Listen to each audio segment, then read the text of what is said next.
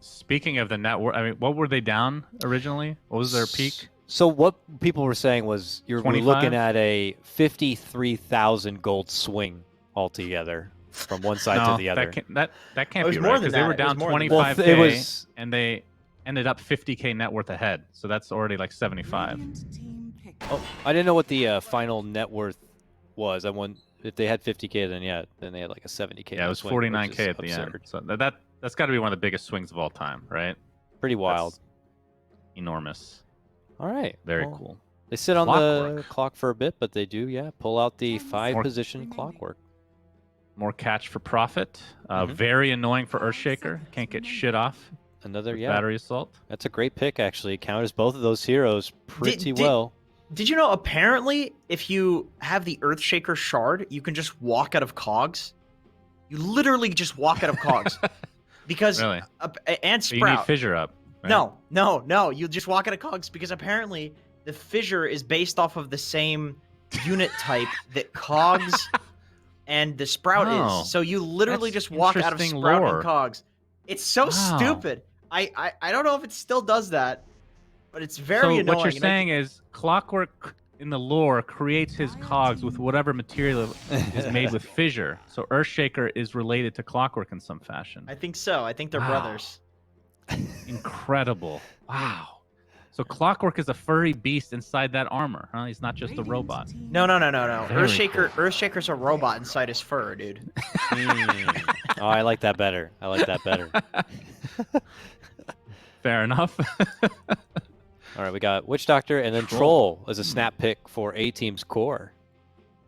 I like this A-Team draft a lot more. I feel like you have this really strong lane against Nature's Prophet Earthshaker. Troll will deal with the Nature's Prophet because he just makes the trees not hit him because he has mischance. And then you have the Clockwork to just run at the Earthshaker and prevent him from literally doing anything. So this is a much stronger lane, and I don't see anything on this black and yellow squad that deals with Batrider at all. And then Rubik has great spells to steal.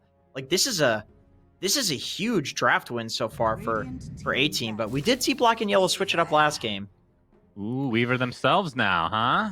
Another good thing for Rubik. Yeah, I was just saying the same thing. Yeah, another great Rubik steal. Man, I think A-Team's like dumpstering them in this draft. This is huge so far for them. So I guess black and yellow, they're missing in all likelihood a Ryoya here. I mean, I've seen him play Nature's Prophet before. I don't know how long that's been, but we don't really see Prophet mid all too often these days.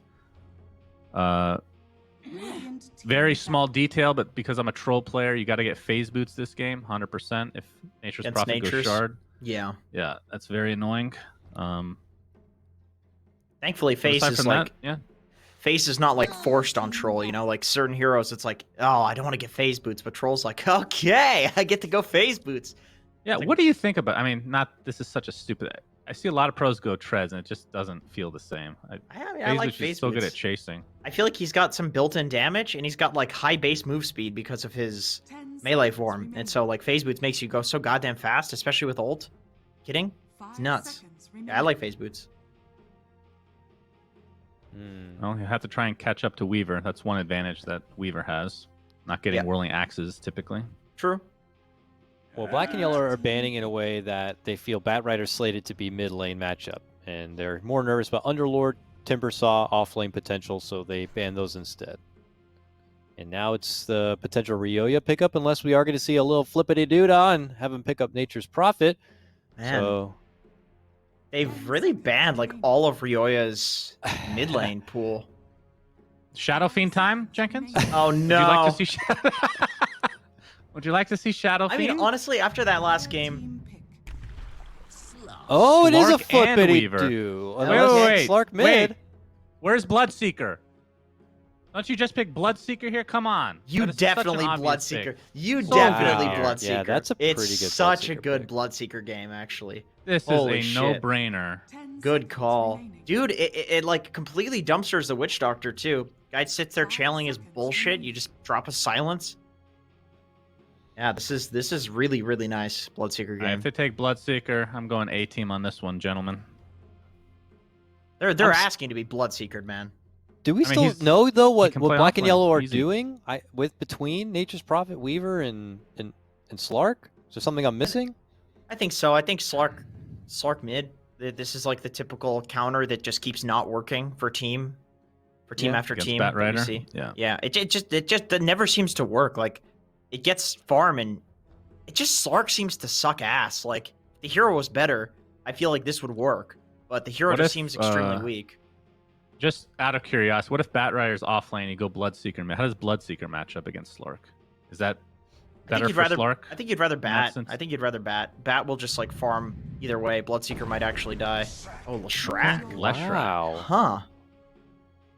How do you not Bloodseeker here? That was a free game for him. All right. Well, it's a bit different than we were I mean, Leshrac's expecting, fine. but it's a kind of a fresh face for our division too. We don't get to see a lot of Lesh. 18 pulling it out here. They're just one game away from really mixing things up. Are we going to get a 2-0 A-team situation, Suns fan, or are we going to game 3? Not as happy with that last pick. It's still a decent Lesh game, though. And I hate Slark. I think this hero is worse than Legion Commander. So I'm going to go A-team, gentlemen. Jenkins? I think the rest of the A-team draft was like already so good they could have picked Pudge and it would still be a better draft. But let's not go that far. Okay, maybe not that far, but I think the Leshrac is fine. It's totally fine. Probably a comfort pick. I'm gonna go A-team. All right, the panel seems to think A-team got this one with a 2-0. Let's see if the casters agree, but first we'll head to a break. When we return, Lyrical and GoDz to bring you the coverage. Oh, hello and welcome back, all you fine folks out there. Game number 2, the panel, feeling a certain kind of way about it. GoDz, how are you feeling about the draft? I mean, we got Shaker, we got Rubik, we've got Bat Rider, a lot of similar characters, but a few new ones too. I'm feeling excited, Shaker, for all the complaints around the hero and how strong he is a lot of fun to watch. So anytime we get to see a Shaker, I'm still going to be happy.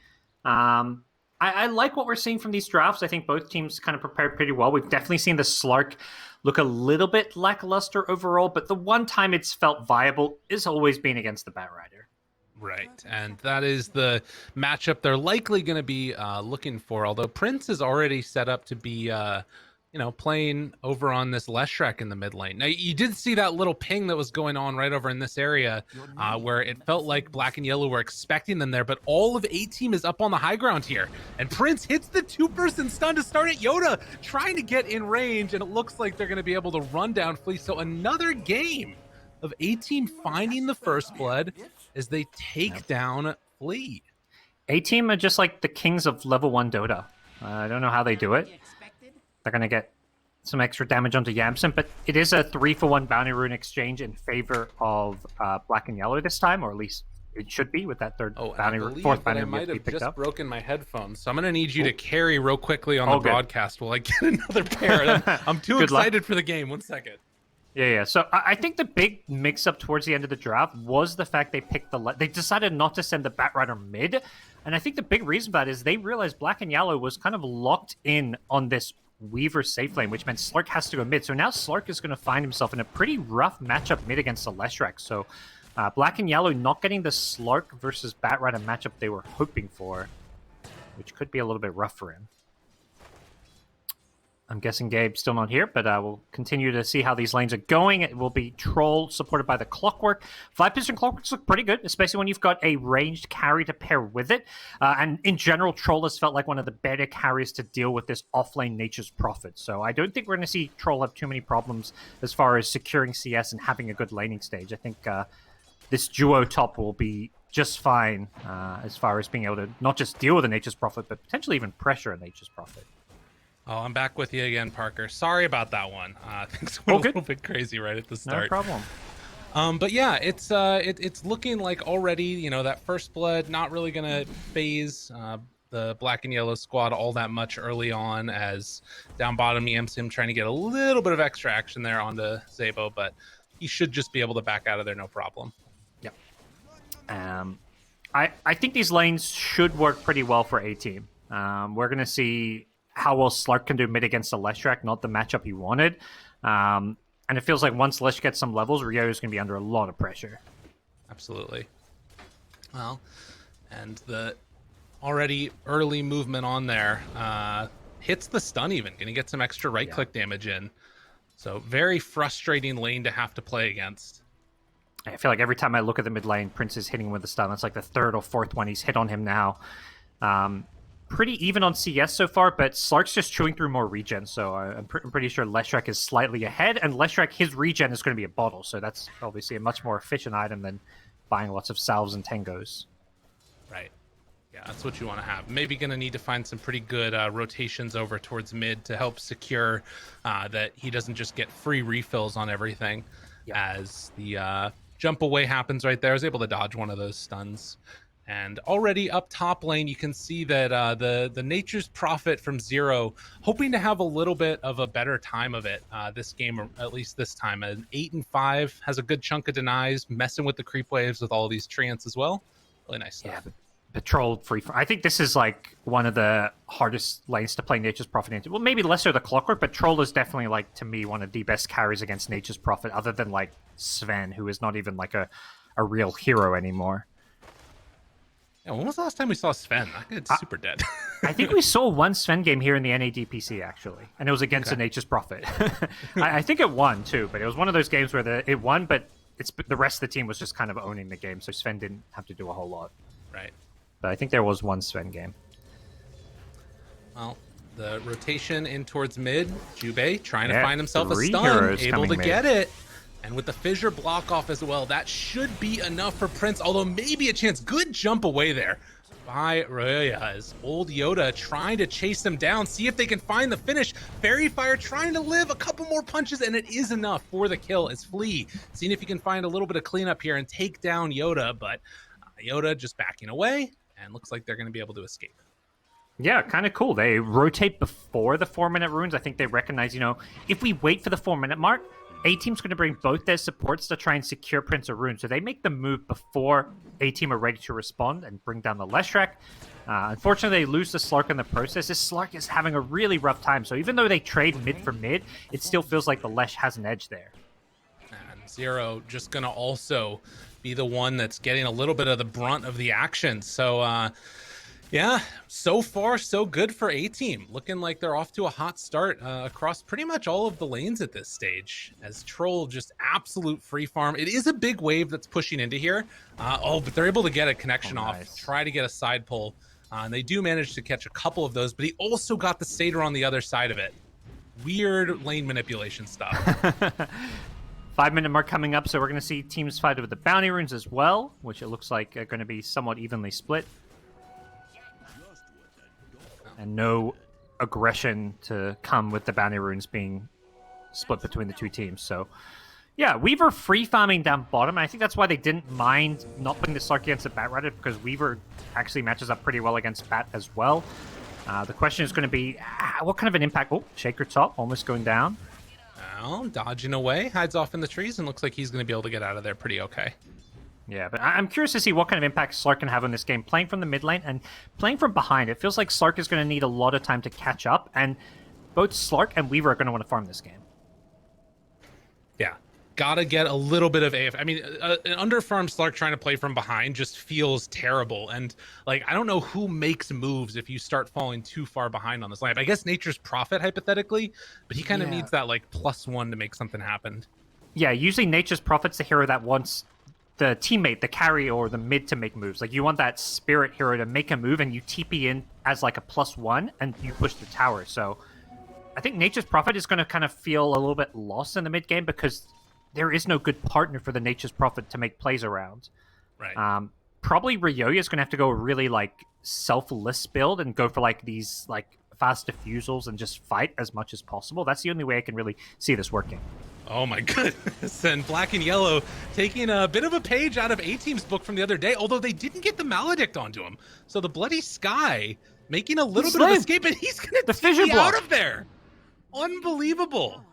What? A 4-man rotation, and he just lives. Wow. All right. That's wild.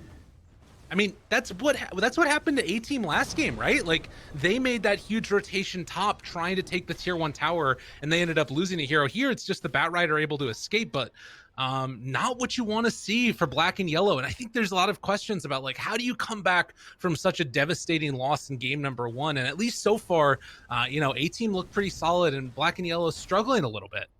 Yeah, and those are the plays which can kind of tilt you a little bit when you've just lost such a stressful 70-minute long game. You don't want to have those kind of moments. You want things to go kind of seamlessly in a game 2. And they're going aggressive at top. They're diving with Lesh's rotation. This is the A-team specialty. They're leaving Flea to get taken down by Rises while they zero in on Zero, as they will find him off to the side, hit the stun. Jubei nearby has already used the cast, though, as they dodged away from it. Really good stuff so far here by Dire, doing everything. Unfortunately, the siege creep went down, but it looks like that's not going to matter. They're still going to get this tier 1 tower without it.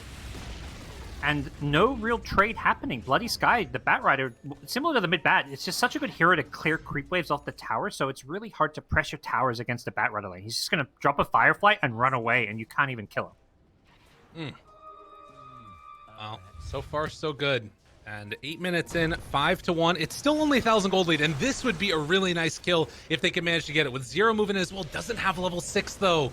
Royoya has 7, trying to chase down this Lesh, will get the final touch onto him. That is super key, and now they TP'd in Zabo as well. He's also gonna die.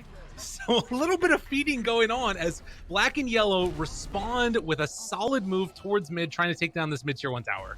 Yeah, just a little bit too greedy from A-Team. They're trying to play all 3 lanes while Black and Yellow are just collapsing on one, which is, you had a bit of a rough lane. You got to make a play happen somewhere. And I think A-Team, you have to, they need to just group more at this point. They can't afford to be greedily farming all 3 lanes when the enemy team is grouping up. But not the end of the world. They still have a little bit of an advantage, but a very nice move from Black and Yellow. Right. And then afterwards, Black and Yellow go back to farming all of their lanes simultaneously. They're going to try and get a little bit of freedom, at least for now, for the NP and the Weaver. Yeah, Weaver, Maelstrom queued up, so committing to, the farming build, not the fighting Diffusal-esque build. I don't think Diffusal Weaver is particularly good. We haven't seen it. More likely it's going to be Slark going for the fighting build if we do see a Diffusal on anyone this game. Oh, stun. Chase down. Yoda just going to give his life for the cause, which is sometimes what happens. Don't know if he got a ward down, but they are going to drop a sentry. Jubei anticipating that they might have, and they're trying to chase down Zabo, but not quite going to get in range. Okay, he's got the vision. And they saw that ward be placed as well. Chase down, lift afterwards. Ooh, fancy. He couldn't grab the lasso. That was the EU ping, I think. He was on top of him with the dust lasso there, but perhaps just the slight latency coming into play there, because Weaver without time lapse, I think he was just dead there. Oh, he might be. They got him this time. He has Sakuchi back up in a second, and that's going to be enough to get away. But they did kill NP in that whole time as well. Yeah, I guess just split pushing a bit too aggressively. And we'll see some level 6s come out. Yeah, Rubik not level 6 there, nor is the Clockwork. And I think A-Team are going to get a whole lot stronger with level 6s on their supports, whereas Black and Yellow, like a level 6 Shaker, this early on without a Blink doesn't do a whole lot. Level 6 Witch Doctor potentially has some kill potential with a Death Ward, but A-Team have much more impactful level 6s here. Right, and that's what we're likely going to start seeing is those, movements out with Clockwork, trying to find a good hook shot opportunity. Yamsun going to run into him here. As they've got the bugs, Cogs available, tries to get the chase down onto Jubei afterwards. And in fact, with the rotation coming in, they might be able to find a follow-up kill here, although it doesn't look like it. They're just going to get the tier 1 tower on Black and Yellow for freebies. Yeah. It's, you're playing against Nature's Prophet. I think this is something Jenkins has talked about in the panel. You're going to see your tier 1 towers go down. It's less about defending your towers and more about making trades. And that's exactly what A-Team were doing there. They pushed the bottom tier 1 towers. So they got a tier 1 for tier 1 trade. If both teams lose all 3 outer tier 1 towers in a game with a Nature's Prophet, that favors the team that's playing against Nature's Prophet, because Nature's Prophet is always taking tier 1s. It's just inevitable. Right. Yeah, it's going to happen for sure. And speaking of which, Zero does his job yet again. There's only 1 tier 1 tower remaining for both teams as Ryoya gets chased down, can't quite find that stun, and still has the TP out, but the Shaker in the position to set that up. They're going to stop the aggression onto their Slark. Yep. So these last couple minutes looking kind of good for Black and Yellow. Yeah, I think they're feeling a bit stronger now. Involving the Weaver in the action was a good idea with some of those pushes. Weaver just very strong, level 9. Max out Chikuchi is pretty hard to play against this early on. And A-Team, they're going for this kind of greedier start. They're going double Boots of Travel, both Bat Rider and Leshrac, so they don't have items that help them like feel stronger in a fight, but they're going to be playing this greedy farming efficiency game and looking to use their kind of global TP potential to just find pickoffs. And I think if they can win this type of a game, which again sort of goes against what we've seen from them before, which is much more emphasis on just nonstop fighting, it would be huge. And Zero, they've got eyes on him. Hook shot is going to be used. Might not have needed it, but regardless, they secure the kill and they're able to punish. Well, there's a smoke going bottom. That was a very unconventional smoke, just a two-man smoke while they showed in other lanes, and that's why Nature's Prophet's like, oh, I'm safe. I see 2-3 heroes on the map in other lanes. I'm not going to die here, but they just smoked behind it. Rises. They wanted him to go for one more wave, but Will Not has the Battle Fury coming on out to him. So this should signal the black and yellow that they might head up towards the Ancients, which is stacked up here a couple of times. Would love to contest these. They're going to come in D-Ward, but that kind of reveals where black and yellow are. So if Troll, probably, if he's going to go for these Ancients, he's going to make sure his teammates are nearby to protect him, and that's exactly what's going on here. As I believe Shikuchi was stolen. Yep. Well played. They can't even come on in to come and contest for experience. They try to snipe one of those last hits with the Wrath of Nature, but it's not going to happen. And now the ward is revealed. The ward, yeah. Wow. Well, so again, controlling the Ancients, important. Yeah. I mean, you see the gold, it's pretty even between the two teams, but the two cores, the core farm is very heavily favoring A-Team. Top 2 net worth, both on the Dire side. Battle Fury Troll, full 1,000 gold ahead of Weaver, 2,000 gold ahead of Slark. And Troll just going to accelerate with this Battle Fury now as A-Team looking to make a move around this mid lane.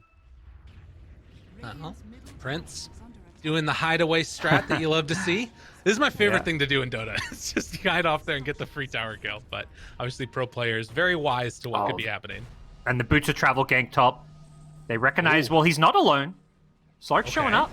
They need to kill the creep. They stopped the second TP in, so Zero may die, but the return kill could be potentially coming in. Oh, Bloody Sky trying to finish him off. Will get the final touch onto Zero, but as you said, gives up his life for the cause. And the Sakuchi and Rubik not able to make any threat happen on Ryoya, but they did take the tier 1 tower mid. Old Yoda dies bottom. And yeah, tier 1 tower mid goes down. So 3 tier 1s claimed by A-Team, and they've only lost 2 against the Nature's Prophet.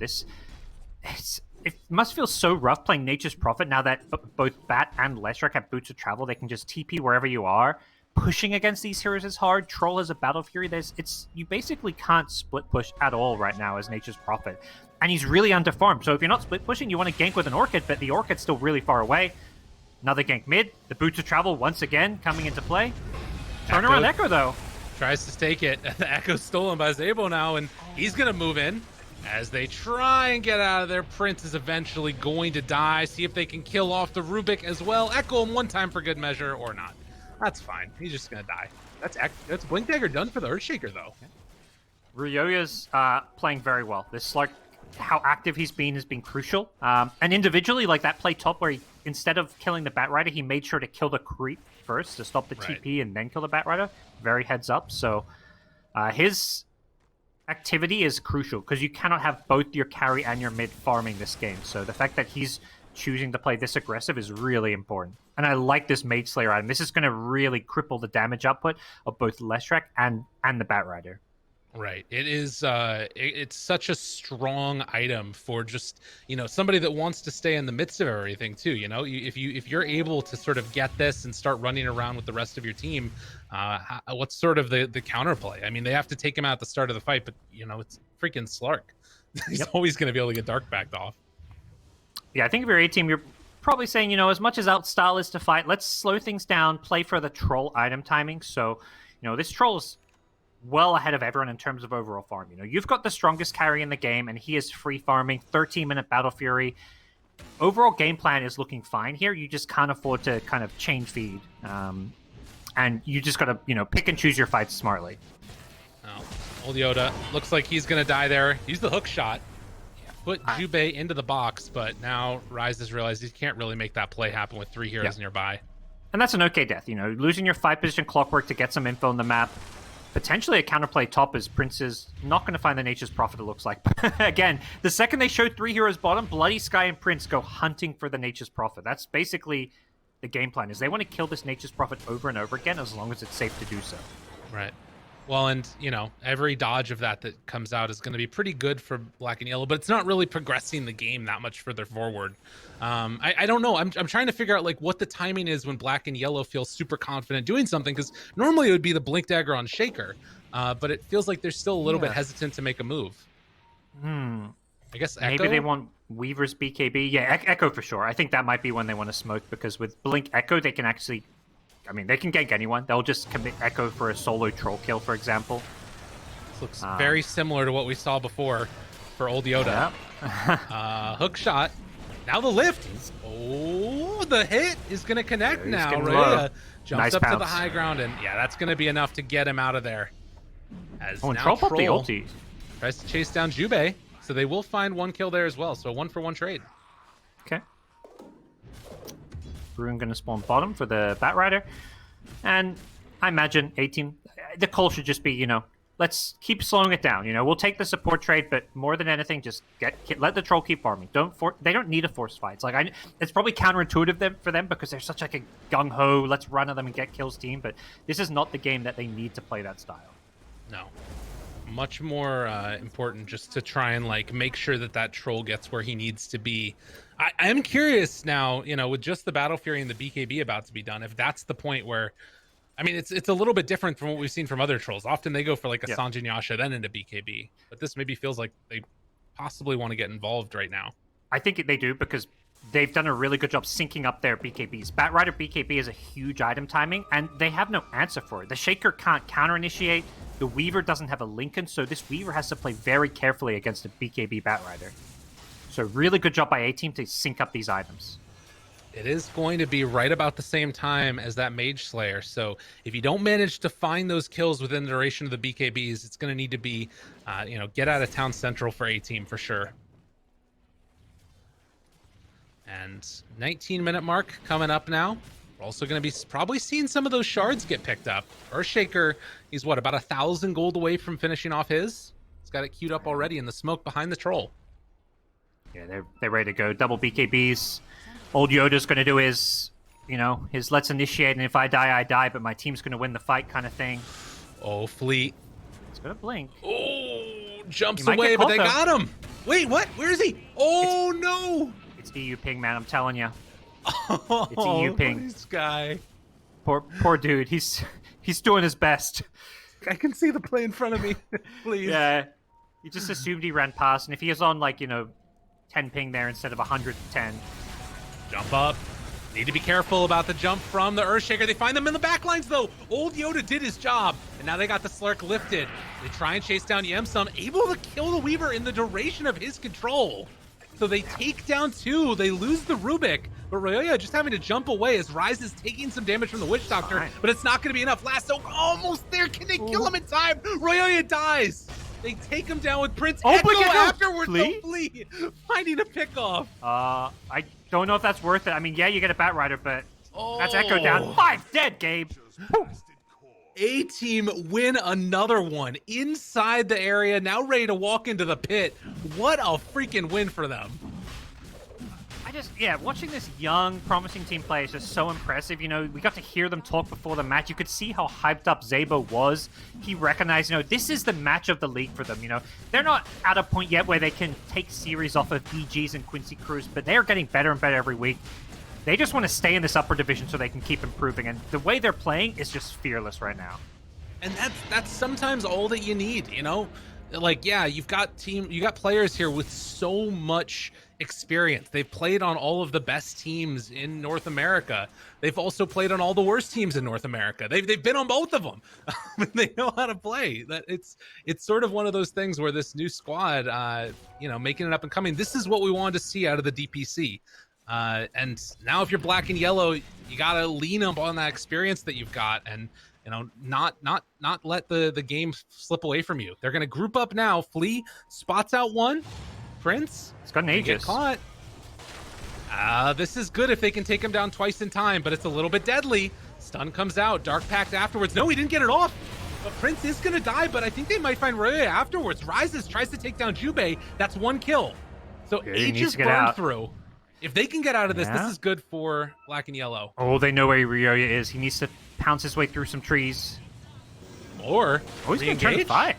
Yeah. Yeah. Push back. Okay, no BKB on Troll. He has got ultimate, but can he get it off? Fissure. Oh, the stun from Prince. That saved him. Rise is now trying to back out of there and get away. Oh, what a win. What a great play. They scout Yamsen now. I don't know if A-Team... I mean, they've got a numbers advantage here, but Witch Doctor's about to respawn, and they're still poking around, looking for a lasso here. Couldn't quite get there. The lasso onto Yamsun, who's able to back away. 7,000 gold lead. Yeah. At 22 minutes. And they just picked up these BKBs, it feels like, and Rises already has his next item coming out. And now Already the has lift an up. SMY. Yule Scepter, no Dark Pact available. Slark going to fall as they chase in looking for more. It's a good sprout by Yoda. Oh, Yoda, Not what a the boss. turn, gets the double pushback. The old man, the father. He's able to do it as they take down another couple. Yimsun tries to get out of there. Good fish up with the echo. Look at the combo from Flea. He's gonna take down Bloody Sky A-Team. They went a bit too deep. They're gonna get punished. Jubei, the ward up on the high ground, gets the kill. And they finally punish A-Team. It is a brawl. This is, you know, some very entertaining Dota. A-Team, it looked fantastic for them, you know. Oh, I love watching old Yoda play. This is, you know, in true Favli fashion, he's just looking to set up his boys for success, you know. He's happy to throw away his life, create the best case scenario for his team, but then Flea just shows up with the perfect Echo Slam to save the day. Absolutely crazy stuff. I love that. He's trying to build a better life for his family. That's what's going on out there. Yeah. And, you know, Black and Yellow savagely beat him to death and then killed him. That's how it goes sometimes, though, you know? It's the true anime story. At 18 to 19, we're approaching 40 kills at 24 minutes. And I don't know if the pace really slows down that much. It doesn't feel like these teams want to just sit back and farm. I don't think so. A-Team, whenever they have BKBs, they're just so strong in these fights. They kind of had a numbers advantage. Like, okay, we won the fight. Let's keep fighting, even though our BKBs are down. And that's where the Shaker found the dream 3-man Echo there. But A-Team with BKBs are definitely the stronger side.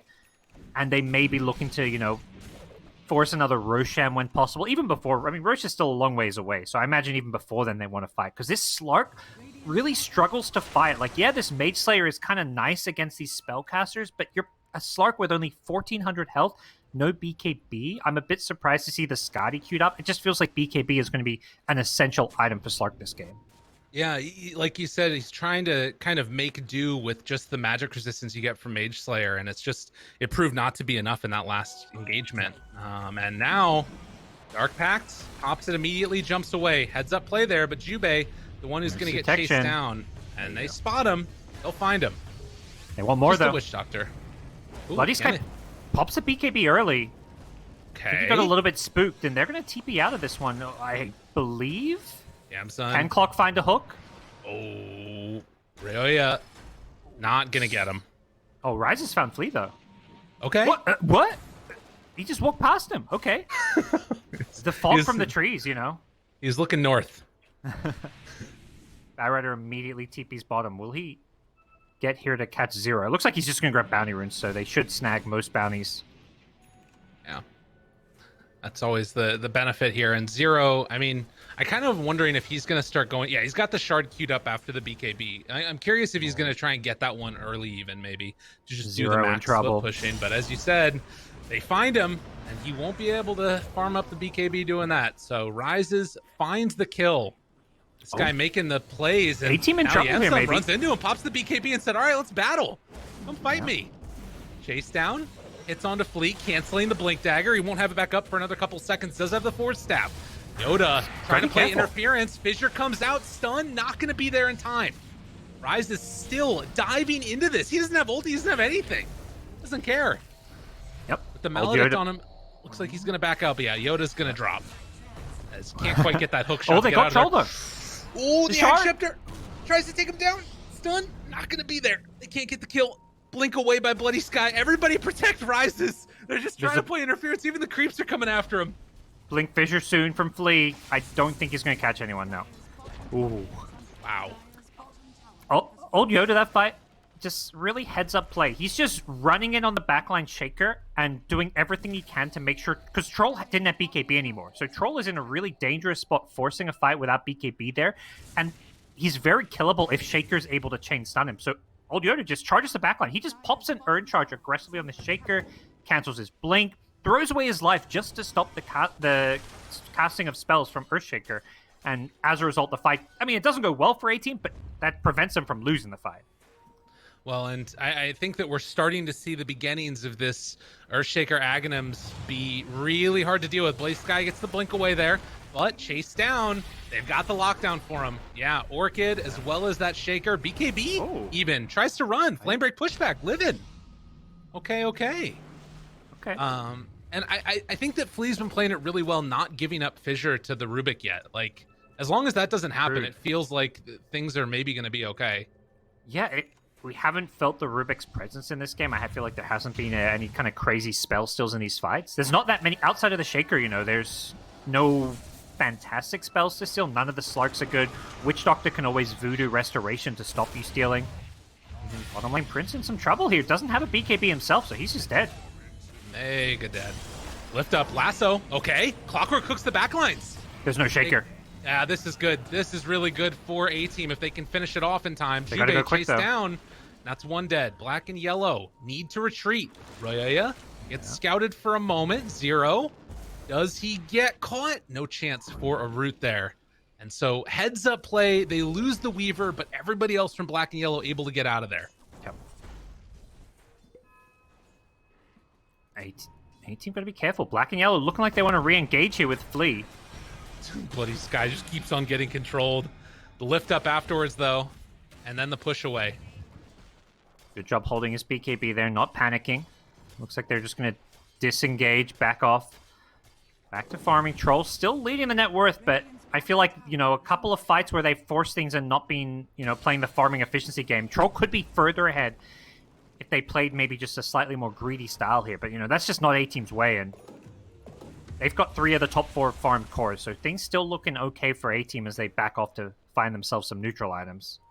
Right, and I think that timing that you were talking about still exists for Troll. It's just that it's going to be there a little bit later, and right now at least, I think that, Prince?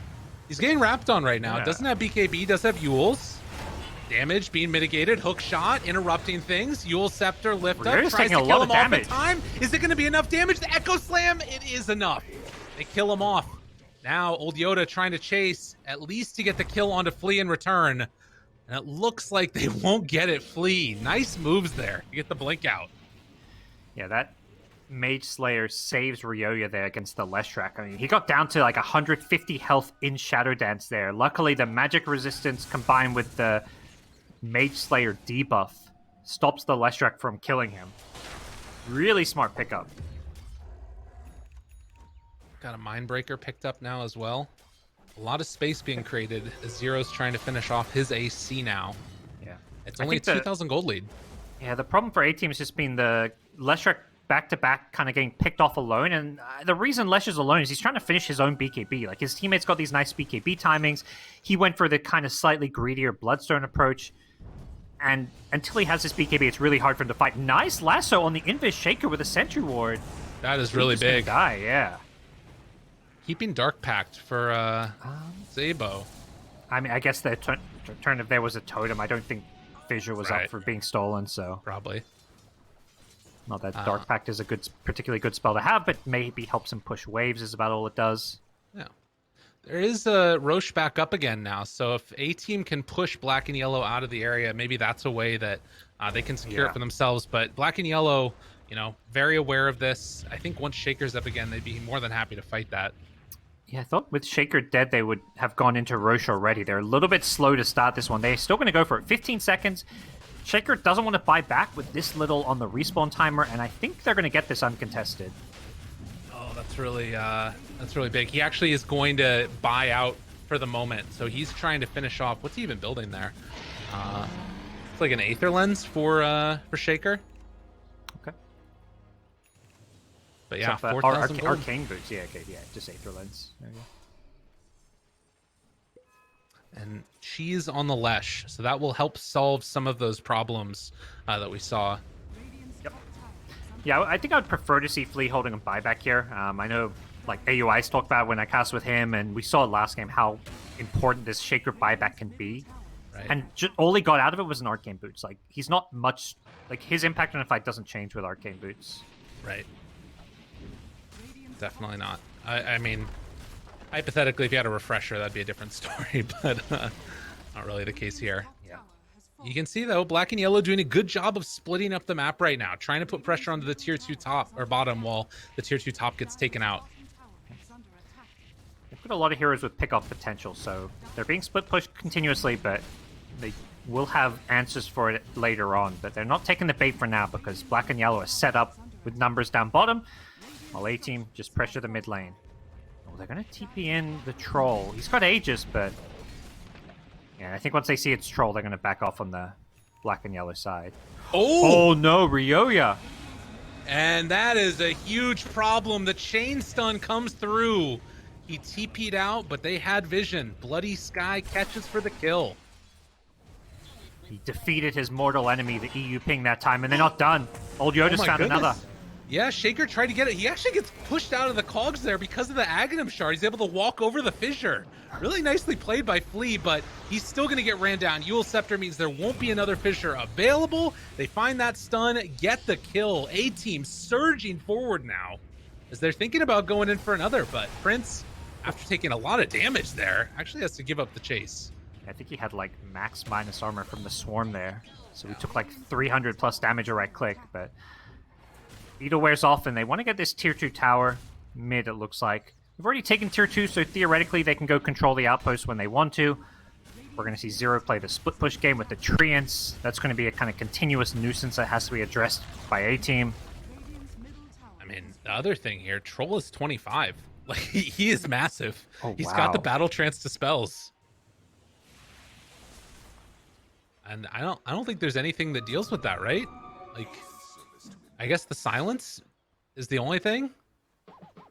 But yeah, it's really just silence. Maybe someone's going to go... you kind of want like a Eul Scepter so you can just Eul's him when he pops that battle trance, but yeah, they don't have any great answers.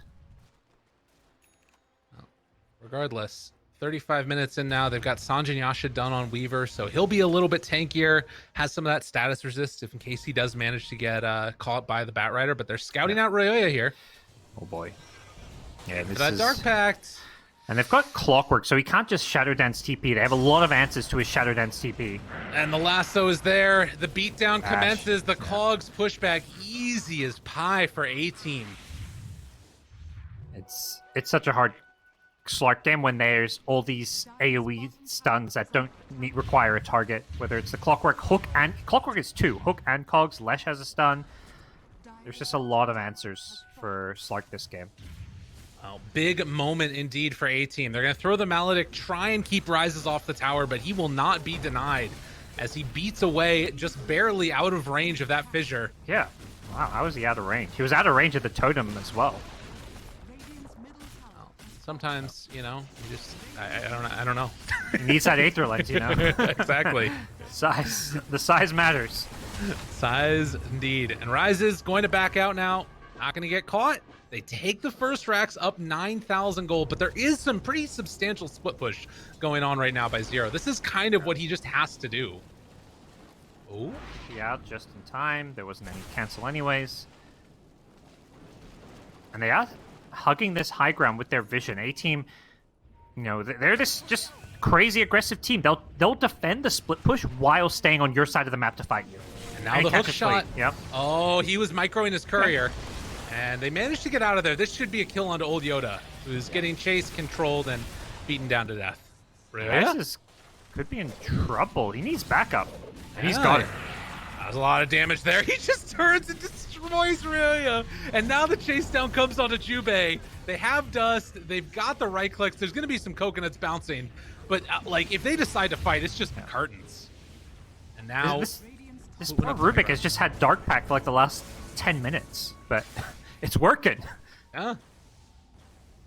Well, Aegis reclaimed, an A-Team not going to get greedy At least for the moment. Maybe they do, though. I might have spoken too soon. Yeah, they're backing out. Yeah, someone has to defend, it looks like. And they're going to deal with the split push with Leshrac. And again, though, they're still hugging this high ground cliff. They TP one hero back, but they want to fight with everyone else. And Jubei.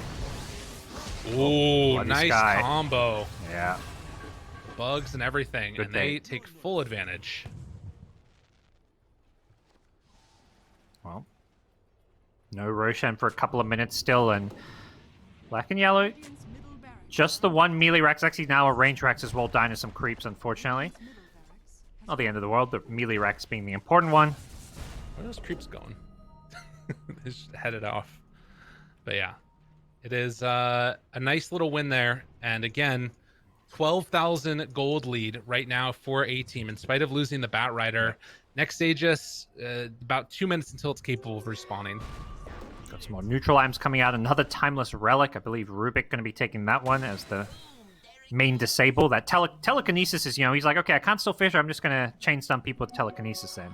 Right. Rise is on the front line. It's going to be a little bit careful. Some trouble. Hook shots onto his buddy. KB and run, yeah. And Yoda just making sure his carry did not get taken down there.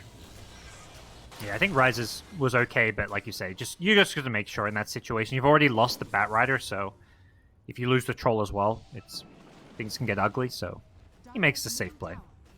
I mean, this is a nice little window here for black and yellow. Again, AC done on the Nature's Prophet. They're pushing in both mid and top simultaneously. The Radiant glyph their wave just to kind of push mid. I don't like that glyph at all because, theoretically, if they lose a fight in the next minute or two and A-Team goes to push, they're not going to have their glyph now. Right. That was just to try to keep a creep wave alive, which the creep wave got killed anyways. Underneath the ward right now, black and yellow, maybe not aware, and the smoke does look like it's just going to be solo on Bat Rider right now. It's the Ninja Gear. And he's going to try and find somebody. Jubei, hello again. Nice to see you. Tried to catch the Shaker. That would have been the really big kill. But they'll take a Witch Doctor. But it's hard to turn these smoke kills into plays because of the constant split push. Nature's Prophet again, pushing out the bottom lane. But luckily, Boots of Travel on 2 heroes, and they can just continuously push out these waves and then TP in as needed. That's the way to do it, definitely. As again, pushing down that wave, gonna take this tower, take over that outpost, and there is no counterplay right now from black and yellow. So 40-minute outposts. This is like sort of been one of the quieter 40-minute games that we got, even though it's 54 kills. It feels like the last couple of minutes has really slowed down a lot. Yeah, it feels like, it doesn't feel like we're at 40 minutes yet, but yeah, we're at tier 4 neutral items, multiple heroes level 25. The Leshrac now joining the club. Weaver there as well with the Shikuchi movement speed. This A-Team are charging forward. They really want to take a fight now. They feel strong. Yeah. And black and yellow just playing keep away. 1 minute until Roche is back up again. Feli has quietly been getting a lot of levels too on this Earthshaker. Found here, but has a Shadow Dance TP. Nothing to cancel it from the bat. And Rubik won't show up in time. Luckily, Clockwork not in the neighborhood. Mm-hmm. True enough. Prince is just still sitting mid. Hypothetically, could be a pickoff if they catch wind of this. But he's maybe trying to find a blow up himself. I guess you're talking about, chance for a Boots of Travel in or something from somebody. And He hits the timing right. Looking for it. Timeless Relic Shaker once again. So, mid lane, they go in. Oh, got the pounce off, but didn't get the Dark Pact. And a good turnaround, but Rises going to get the Abyssal Blade off. Lasso on the backlines finds the Shaker. He's going to fall next as well. 2 kills, no buyback. Roya still in the trees. He's just like, please don't see me, Bat Rider. Please don't see me. And luckily, he does not get scouted. But 2 dead, both supports. Most importantly, it's the Shaker. I mean, we've seen last game, and this game is the same scenario. Shaker in a team fight, he's a carry. He's as important as your most farmed hero. And killing him changes the game. Right, and this is now going to be 2 lanes of racks again claimed by A-Team. And, they got to push out the bottom wave eventually, but this is going to be a free Roche for them afterwards if they want as well. Still 40 seconds until Shaker's back up. It sure feels like they're going to get Roshan without much of a fight. Bloody Sky, there is a siege creep down here to worry about, but I think he's just going to let the tower deal with it. And he wants to be there for a potential Roshan fight. He's got the Ninja gear to zoom his way back over. And yeah, Rosh, no contest. No, without, again, it's the Shaker is the team fight. It's, right. They almost over-rely on the Shaker. That's just a problem for both Slark and Weaver. They've got kind of these two carries who rely on lockdown, and the only lockdown they can get in the fight is the Earthshaker. Well, and you remember last game, they banned out that Clockwork. Clockwork has been such a great answer. Bloody Sky, Invis Rune, right on top of him, finds the Slark, and now the control will be there afterwards. He didn't actually have the lasso used, but because of the Clockwork in the area, they blow up Ryoya. Just poetry in motion coming from A-Team right now. Yeah, they're just all on the same page. Even when they're kind of slightly overcommitting or diving too hard, they're always doing things together. And I think that's a very important kind of lesson to take away from the way they play Dota is whenever you make a call, make sure everyone's on the same page. And sometimes a call that's maybe slightly questionable can work just because you're all on the same page. Find Zero. Lasso's going to be there. Meanwhile, up on the high ground, they're sieging. They're taking this. Prince pops his BKB. That's going to be a tier 3 tower dropping down dead. They do find the kill on the NP, and now they got Jubei as well. Old Yoda. Old Yoda. Well, who's got who, I guess. As they will blow him up. I like 5 it. back comes NP, and they're going to have to retreat now. Yeah. He's sticking... He hasn't changed his playstyle. No. That's definitely a scenario where you should probably just let your troll siege the racks and wait to counter-initiate, but Old Yoda's not a counter-initiator. He always wants to be the one to lead the fight. True enough. And it's honestly worth, like, you can laugh at it, but at the end of the day, this guy has played some great Dota, and A-Team are on the cusp of a 2-0 victory here. This would be such a huge win for them. Absolutely enormous if they can make it happen. Amsun walks in again, but Rise is ready to hit it. They pop the glyph. Bloody Sky blinks in super aggressively, still hanging on to that BKB, but it's buying space for Rises to hit those racks. BKB walk away, still trying to take it down. Witch Doctor ultimate on his Zabo, not going to be enough. Rise is still living, is going to try and get out of there. Well, has his boots for a bit if he wants with the BKB. Prince going to run away as well, and they're just going to TP out of there. No way to break it. They're good. They may need to be... Okay, let's also BKB. Everyone's just like, we're up 5 racks, and most importantly, they got the melee racks. Clockwork may die here, but not a big problem. No, this is just normal gameplay for Yoda. It's like they learned from the last game, even though they're the team that won. They were in black and yellow shoes last game, and they saw what can happen with the Shaker and just the high ground defense. So they're playing it ultra safe. They may even, wait for another Roshan here and not force anything. It is possible to come back. A 20k gold lead, 99% win probability, whatever it may be. High ground defense Earthshaker is a beast. Well, it was 99 last game. It's only 98 this game. So, yeah, they definitely need to wait it out. Not wanting to give up what happened last game for sure. As the Bloody Sky, again, sitting with the smoke, waiting for somebody to show up, but nobody's home. Zero not going to push that next wave. Instead, it's TP back. Ward down. Spots the Bat Rider. Won't go on him. It's hard to push high ground. They maybe with the BKBs are on cooldown here. They've got a very small window, but Prince is coming up in 3 seconds, so that window is now closed. I mean, they would love to be able to make something happen here. It's yeah, just so as you hard. said, not going to happen. As good as maybe heroes like Earthshaker are for defending high ground, they don't really enable you to push the enemy's high ground. And Slark without a BKB doesn't want to hit buildings. Weaver, can hit buildings, but isn't like this insta-building killer hero, so they have to back off. Again, this is one of those games that's just like, if you're black and yellow, you came into this thinking you were going to be able to win, thinking you were going to be able to clean things up, and on the verge of losing to this team, and then all of a sudden you're in contention for getting dropped out of the league, and Jubei going to get picked off. They're pulling him back in with that lasso. Rise is trying to get in range to find that kill. The Maledict is onto the bat, but that will not be enough to stop him.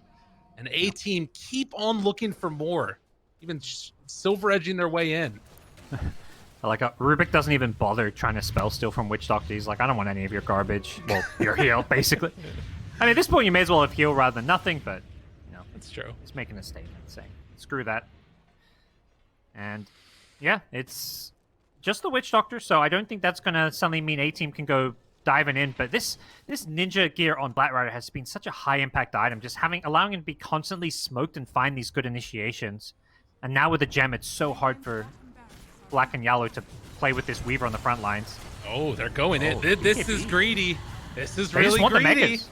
They're going to go for it, though. They got creeps Yeah. in there, and got Megas it. and out.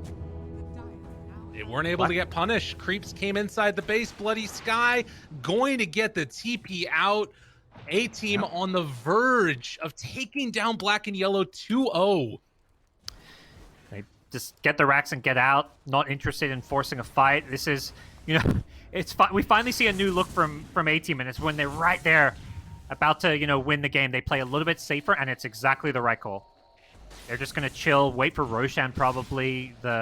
Pressure's on Black and Yellow to make something happen, but when you're down Mega Creeps, all you can really do a lot of the time is push out waves because they're constantly coming into your base.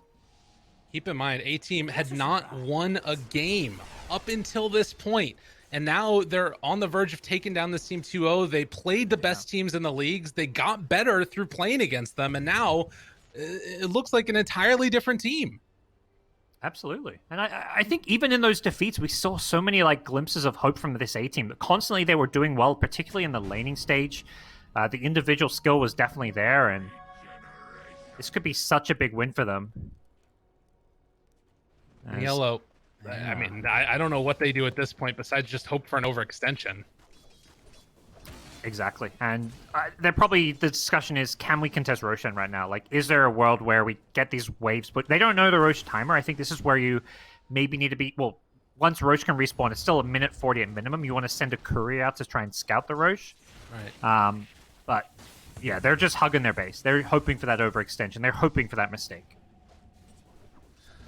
Again, you've got a lot of damage on this Weaver. Went for a little bit more of an aggressive build. Has the data list done now, but still hanging on to it. Oh, they got him again. Royoya gets caught, gets bashed, gets abyssal, gets everything, and the kitchen sink thrown at him. No buyback. Old Yoda gonna hook shot some creeps in celebration. As 90 seconds, no Slark. How do you hold at this point? It's feeling like an impossibility as Rises is going to slow siege this base. Roche still a minute away from even being possible to respawn, and they're looking like they just want to take this one down. Flea has Echo Slam available, and as soon as they see somebody run forward, they back out again. Yep. They're going to play it cool on the A-Team side, slowly siege, sit behind their troll. Let him soak up the pressure. At some point, you've got to go if you're Black and Yellow. There's the silence. Control coming out. Take him down once. Nice. Why not? He's just dead for free. The Timeless Relic Shaker just sitting back, chain stunning him. Nothing wrong with that at all. And Clockwork going to get the hell out of there with a hook shot. As I think if you're A-Team, you're going to lose more here. Another one goes down. Bloody Sky. I mean, this would be a crazier comeback than the last game, but yeah, that is at least something to start it all off.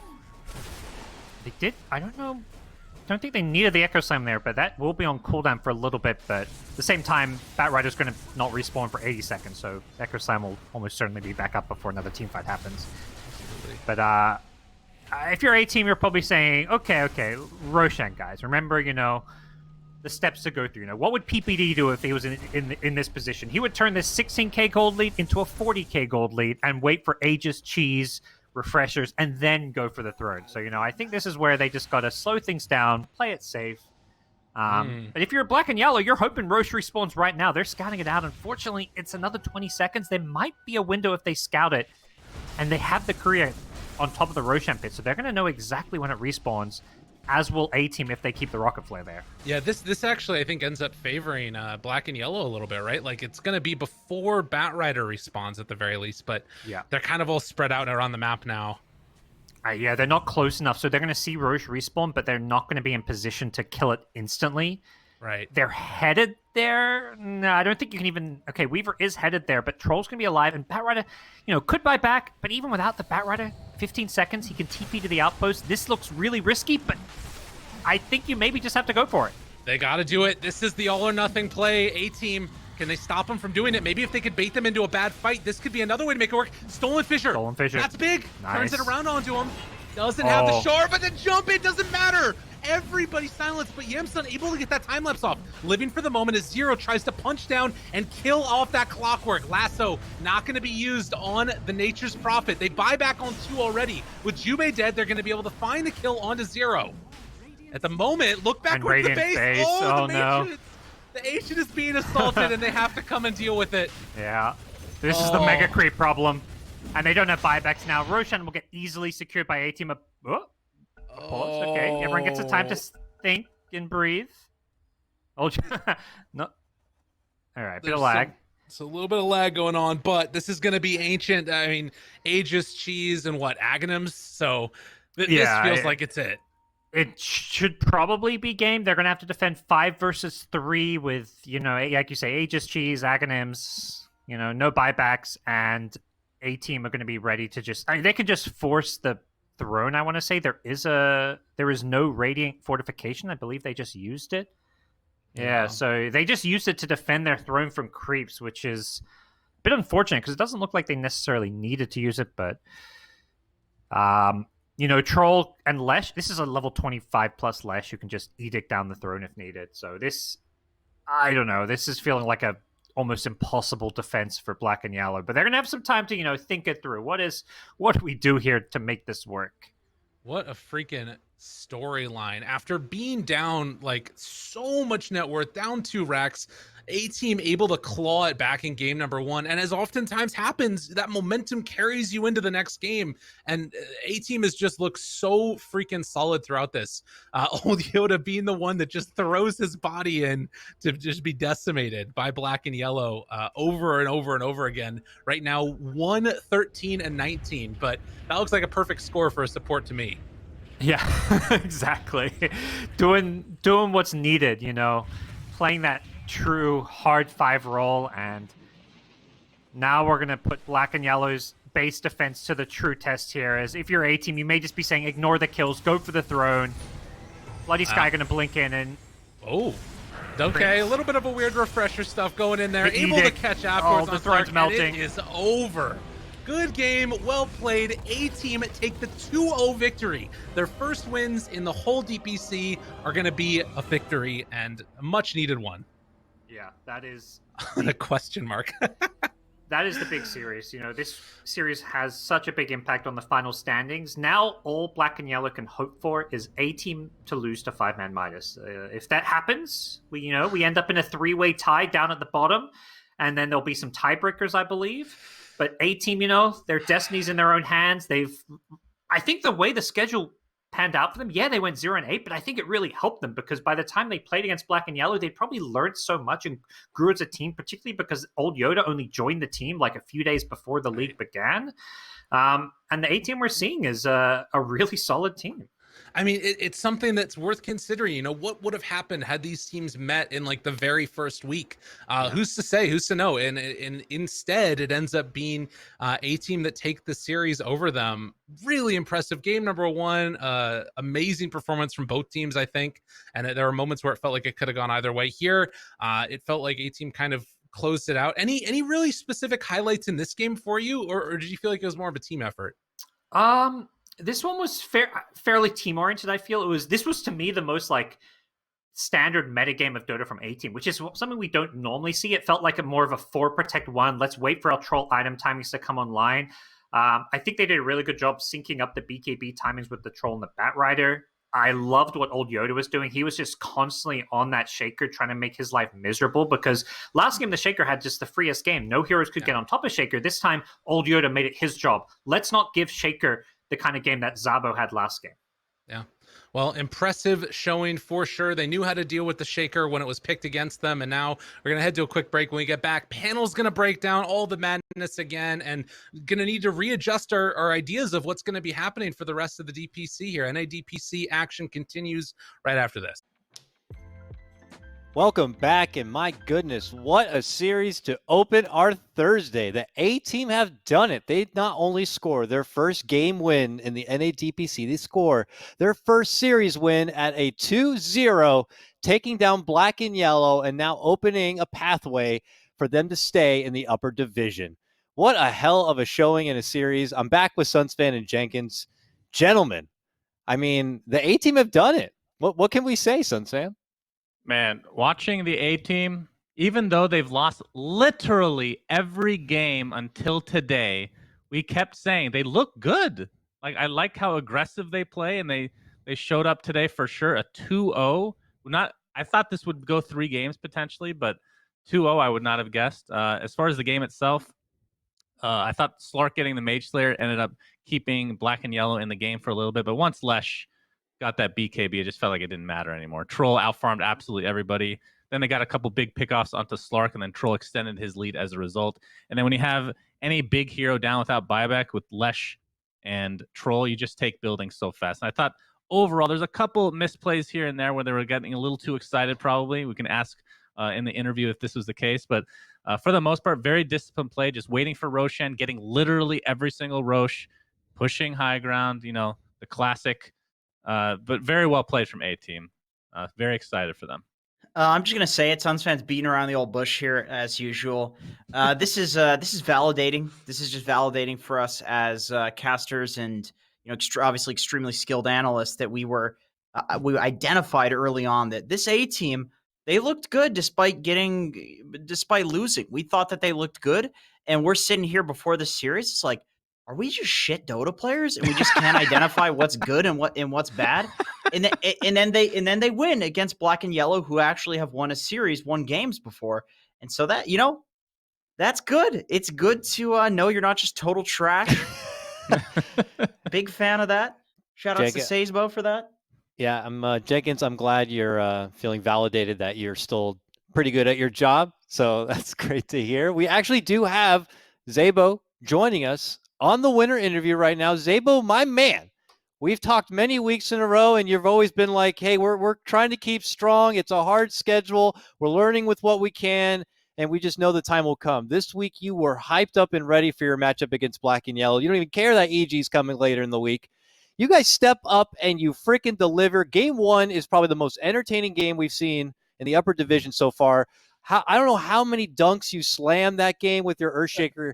So I guess I'll start with first the basic and generic. How do you feel that you finally get that W? And then how did it feel in game number 1? Did you feel like you guys were actually about to lose and you're just kind of throwing a Hail Mary, or did you think there was always an opportunity for you? In game 1, well, first of all, feels really good. There was some things that I had noted down that I will stay humble. I'm not going to say anything too ridiculous, but just know that I heard it. And then for the first game, we never really felt like we were going to lose. We knew that we had this timing with Grimm's Ags, and I was just telling everyone, chill out, we're going to get Grim Ags, and this Wraith King is going to kill himself. And then that's what ended up happening. There's just this Wraith King walking around, and sometimes Ice Frog blesses you. What a hero, man. What a hero. Right. I have a double question. First, since you just talked about Grimstra, but Earthshaker Shard, do you think it will be removed from the game and just changed entirely, or just nerfed in some fashion? Or do you think it's perfectly balanced? I honestly think it's perfectly balanced. I don't think it gets changed. I really don't. I think people start learning that you just gotta buy a 4-staff or something, or jump them. I don't think it's that broken. It's good, but it's not that broken. I mean, Coming from an Earthshaker player, makes I sense, like his move, right? He didn't Classic. auto ban it game 2, knowing they had the first pick. They were ready. They said, "We'll just take the Rubik." Shaker. Yeah, we'll take the Rubik and be ready. And you guys, that was something that we were ready for. Yep.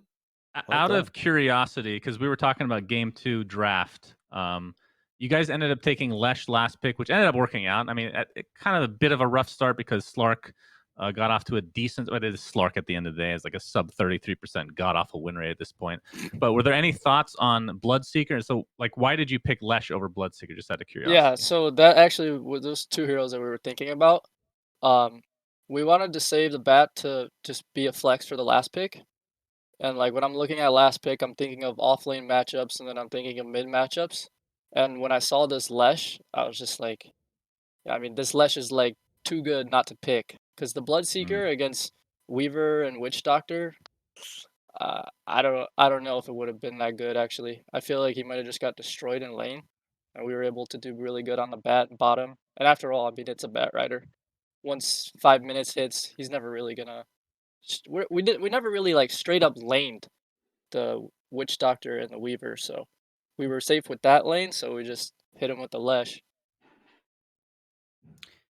Okay, I got a question for you. I don't want to beat around the old bush here. NA Dota, we got some egos, we got some personalities here. I want to know how much of a motivating factor it was for your team, how much better you think your power level went up, knowing that you were probably disrespected as a team and that you were probably expected by the enemies and by the viewers to lose. How much did that motivate you to just try your hardest? I mean, to be honest, I don't really care what like viewers think, but when I heard what people on the other team said, it pissed me off. So we practiced really hard, and it paid off. So good to them. I hope they talk more shit. Now, Don't did piss off A we- team.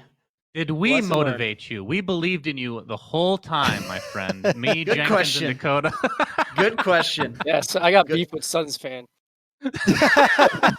No, I love you guys. Oh He- god, he's got enough beef in his own house. that's dude. true. Relax. Too much in my diet already. Let's not go any further, guys. Heart He attack. doesn't All need right. more beef. Believe it or not, even with just the 2 games, we're actually going to have to move ahead with our schedule quite a bit. So, Zabel, ask one last question. You mean you still have actually to play EG this Sunday. I'm sure this is motivating you. They're going down, right? Another 2-0 coming Sunday? We'll see. All right. I mean, Good shit. we're gonna aim for that, and we'll try our best. That's all I can promise. Well, congratulations on your well-deserved win today. It was an incredibly entertaining series, and we look forward to watching you again on Sunday.